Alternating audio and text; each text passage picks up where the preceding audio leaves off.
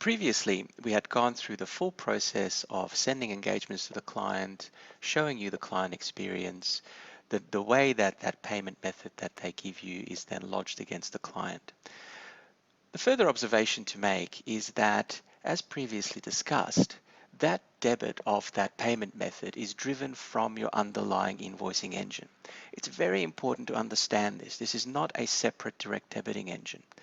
Namely, anytime you create an APX Auto themed or templated invoice, Appium will treat it as an invoice that is to be debited against for that payment method that they've given you.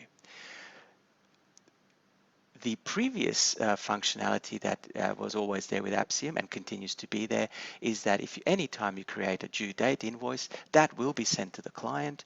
They will still receive it. They will still have a green view invoice or payment button on the invoice. However, this is all new functionality whereby when you create an APX Auto themed or templated invoice, this functionality will then automatically debit. Important to understand also that you are driving the debit straight from the invoice, meaning if you change the amount on that invoice, or as per in our example, we had $132 monthly debit for a software subscription.